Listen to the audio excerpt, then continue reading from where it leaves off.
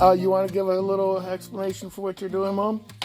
Oh, I'm just, I'm starting some asparagus seeds right now. They got to go about 1 inch down, but I want to get them going now because these guys can take like over 2 months to germinate. They are really slow germinators, and that's why I'm doing them in these bigger pots, so that they have a big root base. Well, that, and it'll hold moisture for a little bit longer than the small ones that Eric and Lily are messing with right now. I wonder how big this poop bomb can get. These are. I'm surprised they're so deep. We'll see if they actually germinate because they're not that big of a seed to be going that deep. Are you spreading? Is this eggshell? Yeah, that's the eggshell. That's been dried and then crushed. Our soil is pretty low in calcium. In the last couple of years, my bigger tomatoes all got blight on the bottom, and its main cause is lack of calcium. So, And then we put the. we're gonna start it with calcium and see if that helps. And then when we transplant it, I talked with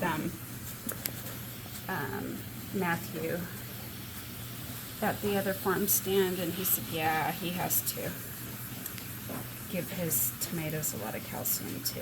So we're gonna start them out. It'll take this shell a long time to break down. Sure. So might as well start them. Give it a shot. So what are you doing, Lily? I'm filling pots for Mommy to put seeds in. There we go. And then we just pat them down very lightly. And then to see how much soil there really is. Yeah, so that way they don't go down too far when you water them. Nice work. So what are you doing now? What type of seeds are you doing now? So these are peppers. Specifically, they're called jalapeno peppers. They're jalapenos that aren't very spicy. Thank goodness. And they're seeds from the Seed Saver Exchange.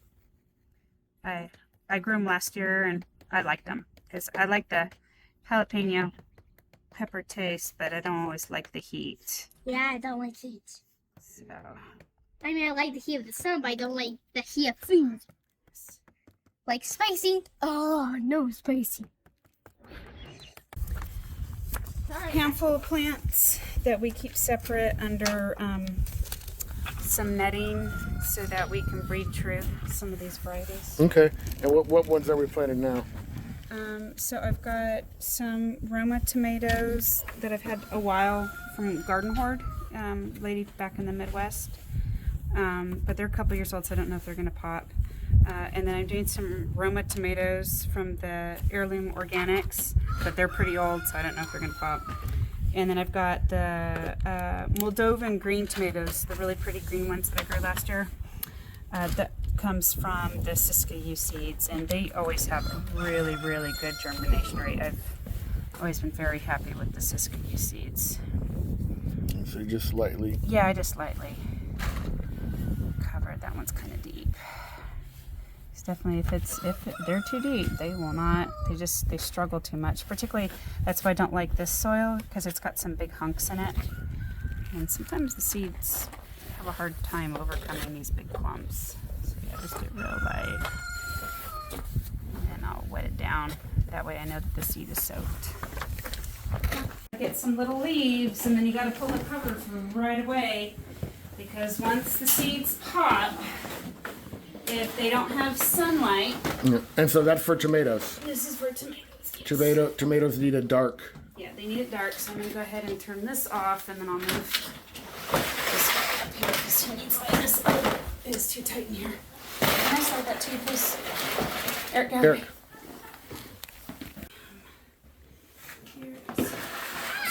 And then these are humidity domes?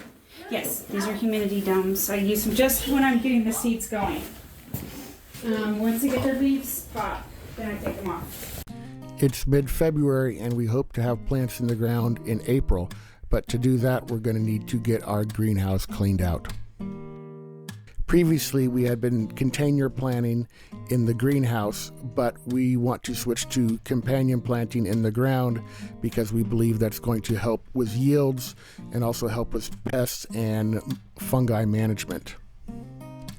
You can see we had quite good results with this method last year.